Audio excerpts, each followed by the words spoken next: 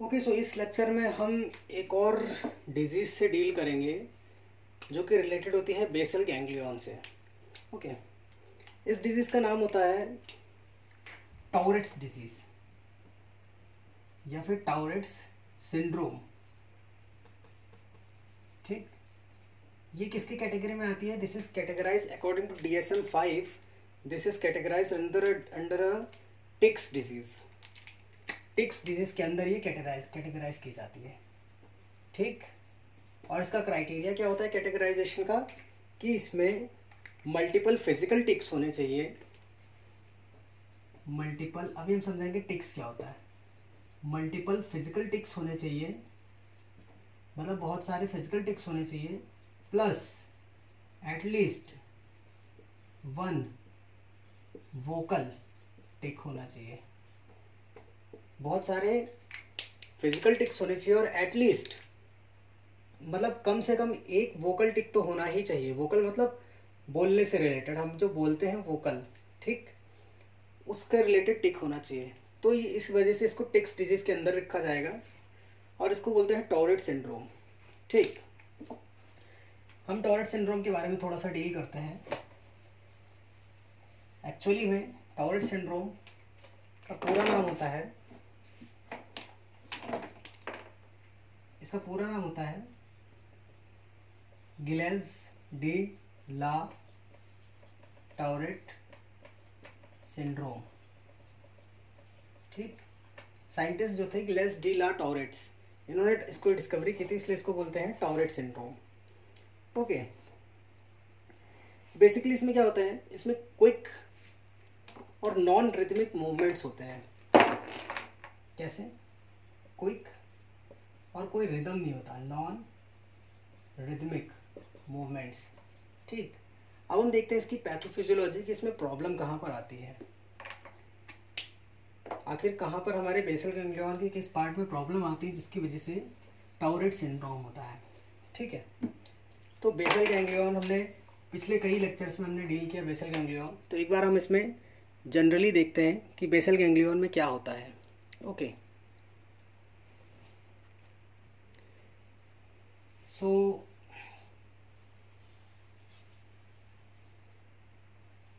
this is our brain, forebrain, this is midbrain. Okay,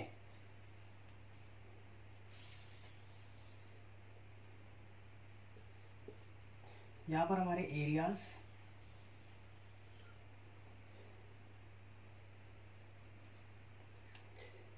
इसके बाद यहाँ पर हमारा पुटामेन, ग्लोबस क्लाइडस वगैरह स्ट्रक्चर्स, काउडेट न्यूक्लियस, कॉर्पस स्ट्राइएटम, इस पूरे को बोलते हैं CS। ठीक, यहाँ पर सब्सटेंशिया नाइग्रा, यहाँ पर सब थैलेमस और यहाँ पर थैलेमस, ये हमारी स्ट्रक्चर्स हैं। ठीक, अभी एक लाइन में अगर बोला जाए तो टॉरेट सिंड्रोम में बोला जाता है there is problem in corticostriatal thalamic cortical pathway.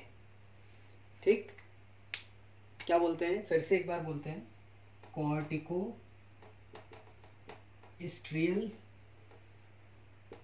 Thalamic cortical pathway. अगर इस पाथवे में प्रॉब्लम आ जाए तो हमें टॉरेट सिंड्रोम होता है। अभी क्या चीज़ है देखो, कॉर्टिकोस्ट्रियल पाथवे क्या है, इस चीज़ को हम समझते हैं point wise. This is cortex, ठीक, और दिस इज स्ट्रिया, ठीक, कॉर्पस स्ट्रिएटम। तो यहाँ से यहाँ जो न्यूरॉन्स आ रहे हैं, अगर इस पाथवे में कोई प्रॉब्लम आ जाए दैट इज कॉल्ड एज कॉर्टिकोस्ट्रियल। ठीक, देन इसके बाद थैलेमिक कॉर्टिकल, इसका मतलब हुआ यहां से थैलेमस में जाते हैं सिग्नल्स। ठीक, तो ये थैलेमो कॉर्टिकल नहीं है, this is thalamic and cortical. इस पाथवे में कोई दिक्कत आ जाए या फिर थैलेमस से निकल करके जो कॉर्टिकल में जा रहे हैं इस पाथवे में कोई दिक्कत आए, मतलब 3 पाथवे हमने देखे, अगर हम तीनों पाथवे को अलग अलग कलर से बनाए तो इजीली समझ आ जाएगा। ओके, ठीक है, दिस इज थैलेमोकॉर्टिकल पाथवे, ठीक, this is thalamocortical pathway, this is thalamic pathway and this is corticostriatal pathway. अगर इन पाथवेज में कोई प्रॉब्लम आ रही है तो पेशेंट को टॉरेट सिंड्रोम होता है, ठीक। अब इसमें क्या होता है, कुछ जो न्यूरॉन्स होते हैं इस पाथवे में वो हमारे नॉर्मल फिजिकल एक्टिविटी से रिलेटेड होते हैं, और कुछ न्यूरॉन्स अफेक्ट होते हैं जो हमारे वोकल से रिलेटेड होते हैं। वोकल मतलब जो हम बोलते हैं उस चीज़ से रिलेटेड होते हैं, ठीक है।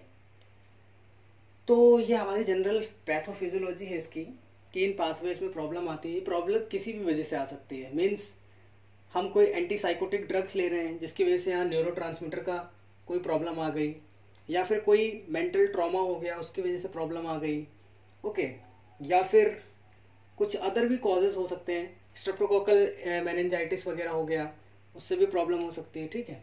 तो इस पाथवे में अगर कोई, या फिर हेरिडिटरी भी हो सकता है ये, तो इस पाथवे में कोई भी problem I, that is torrid syndrome. अब हम इसकी कुछ सिम्टम्स के बारे में अगर डील करें तो सबसे पहले हम इसमें कुछ फिजिकल सिम्टम्स को डील करेंगे, ओके। लाइक ऐसे पेशेंट्स क्या करते हैं, क्योंकि यहाँ पर डोपामिनर्जिक न्यूरॉन्स का एक्शन बढ़ता है, मीन्स एक्सेसिव मूवमेंट होता है, ठीक। तो सबसे पहले जो सिम्टम्स आते हैं वो होते हैं लाइक ये इसकी आईब्रो, ठीक है, आई से रिलेटेड सिम्टम्स होते हैं, ये आईब्रो है। सो इसमें पाया जाता है and there is eyelashes, ये आई लैशेस है इसके। तो पहला सिम्टम क्या आएगा, आई ब्लिंकिंग, कंटिन्यूसली ऐसे पेशेंट्स आई को ब्लिंक करेंगे, ठीक। दूसरा आएगा ये फर्स्ट आई ब्लिंकिंग, दूसरा आएगा कंटिन्यूसली आईब्रो रेजिंग, आंखों को ऐसे ऐसे मतलब आंखों को ब्लिंक करते रहेंगे, आंखों को रेज करते रहेंगे। देन इसके बाद यहाँ पर फोरहेड होता है, तो ये अपने फोरहेड को भी बार बार उठाते रहते हैं। पाउटिंग मतलब इनके लिप्स हैं तो ये हमेशा पाउटिंग करते रहते हैं, कुछ भी एक्टिविटीज करते हैं, पाउटिंग लाइक। उसके बाद नाक सिकोड़ते रहते हैं, नोज रिंकलिंग, बार बार नाक ऊपर करेंगे नीचे करेंगे, ऐसे सिकोड़ते रहेंगे। एंड शोल्डर रेजिंग, कंधों को ऊपर नीचे करते रहेंगे। मीन्स अगर आप इसे प्रैक्टिकली एक बार करके देंगे तो इजीली याद हो जाएगा।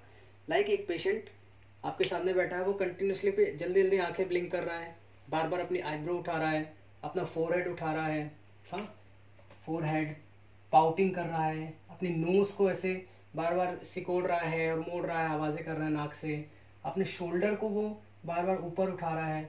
तो these are some typical physical symptoms of Tourette syndrome जो कि हमें जनरली सीन होते हैं, ओके। देन इसके बाद ये थे हमारे सिंपल कुछ सिम्टम्स, ठीक है। बेसिक क्लासिफिकेशन एक हम बताते हैं, simple motor tics, complex motor tics, ठीक, simple vocal tics and complex vocal tics, ठीक। इस तरह से इसको क्लासिफाई किया जाता है बेसिकली। तो हमने जो भी आंखों का पढ़ा जनरली वो सिंपल मोटर टिक्स थी, ठीक। Next to that complex motor tics में क्या होता है, उसमें तो वो सिर्फ अपनी आंखें उछाल रहा था और कंधे उठा रहा था, फोरहेड उठा रहा था। कॉम्प्लेक्स मोटर टिक्स में क्या होता है, कॉम्प्लेक्स मोटर टिक्स इनमें क्या होता है, वो अपनी हेड हिलाएगा, पर्टिकुलर जो उसका हेड है, पेशेंट का जो हेड है, पूरा हेड ऐसे ऐसे शेक करता है, इधर इधर इधर इधर, राउंड राउंड राउंड, पूरा हेड शेक करेगा, मतलब जैसे डर से लग जाए देख के, खुद को टच करेगा बार बार, ठीक, टचिंग सेल्फ, अपना कभी सर छुएगा, कभी बाल खुजलाएगा, कभी हाथ छुएगा, कभी पेट छुएगा अपना, और टचिंग अदर्स भी, ठीक। ये दूसरे की अगर बॉडी है तो ये अदर्स को भी टच करेगा, दूसरे आदमी को भी, सामने वाले को भी टच करेगा, ओके। तो ये कुछ सिम्टम्स हैं। और किकिंग, लात मारेगा बिना मतलब के, jumping, okay, this is kicking. ऐसे अगर याद करें तो सिम्टम्स इजीली याद हो जाएंगे।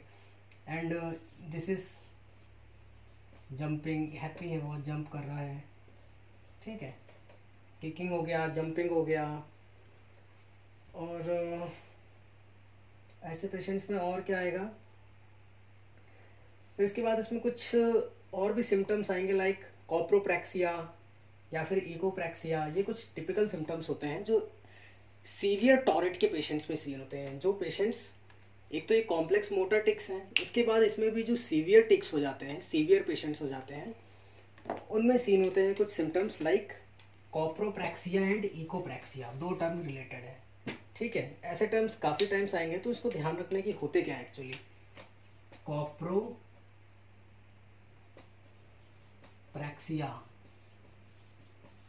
कॉप्रोप्रैक्सिया, ठीक। अभी जहां कहीं भी कॉप्रो टर्म आ जाए तो हमें इसको रिलेट करना चाहिए किसी भी गंदी चीज से, मतलब फीकल मैटर वगैरह से। ओके, तो ऐसे पेशेंट्स क्या करते हैं, पब्लिक प्लेस में या किसी भी प्लेस में इनएप्रोप्रिएट चीज़ों को छूते हैं, मतलब गंदी चीज़ों को। कैसे, लाइक ये अपनी फिशीज को, जब ये अपना वॉशरूम जाते हैं, अपना फीकल मैटर पास करते हैं, ये कभी कभी उसको टच कर लेते हैं, उसको हाथ में लेके आ जाते हैं बाहर, या फिर कभी दूसरे की फीकल मैटर को, या फिर किसी गली में किसी डॉग का फीकल मैटर पड़ा उसको टच कर लेते हैं। ऐसी इनकी आदत पड़ जाती है, ये ना चाह के भी वो काम करते हैं, ठीक। ऐसा इनके बिहेवियर में चेंज आ जाता है। That is called as copropraxia condition. This condition is called as copropraxia, मतलब इनएप्रोप्रिएट चीज़ों को छूना। नॉट ओनली फिशेज, कोई भी इनएप्रोप्रिएट चीज़ हो, कोई भी गंदी चीज़ हो, कूड़ेदान से हाथ डाल देना या फिर सड़ी गली से टमाटर को उठा लेना, मतलब कुछ भी गंदी चीज़ें ये करते हैं। देन इसके बाद सेकंड आता है इकोप्रैक्सिया, एंड द टर्म इज इकोप्रैक्सिया। तो कॉप्रोप्रैक्सिया हमने किस तरह से याद किया, कॉप्रो कहीं भी आ रहा है तो उसको हम फीकल मैटर या गंदी चीज से रिलेट करते हैं। लाइक जैसे एक टर्म होता है कॉप्रोफैगस, मीन्स जो रैबिट्स होते हैं, रैबिट्स वो कॉप्रोफैगस होते हैं, मीन्स वो अपनी ही फीकल मैटर को खाते हैं, इसलिए उनको कॉप्रोफैगस बोलते हैं। तो वहीं से कॉप्रो टर्म से फीकल मैटर को रिलेट किया जाता है, उसीलिए बोला कि कॉप्रोप्रैक्सिया। नेक्स्ट है इकोप्रैक्सिया। अब इसमें इको क्या होता है, इको होता है जैसे हमने आवाज लगाई तो मेरी साउंड वेव को वापस आए, that is called as echo, है ना।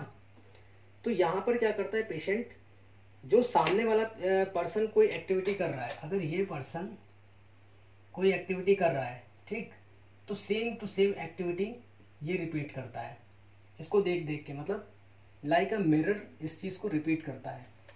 तो ये नॉर्मल सी बात है, सामने वाले पर्सन के लिए बहुत ही इरिटेटिंग रहेगी ये चीज कि ये मेरी नकल क्यों कर रहा है, पर इस पर्सन की भी मजबूरी है क्योंकि इसको इकोप्रैक्सिया सिम्टम शो हो रहा है। ओके, तो that's about the motor tics. अब हम बात करते हैं कुछ वोकल टिक्स की, कि बोलने के टाइम पर क्या काम होता है, इनमें क्या क्या सिम्टम्स आते हैं। तो सबसे पहले कुछ सिंपल वोकल टिक्स के बारे में हम बात करेंगे, उसके बाद हम कॉम्प्लेक्स वोकल टिक्स के बारे में डील करेंगे।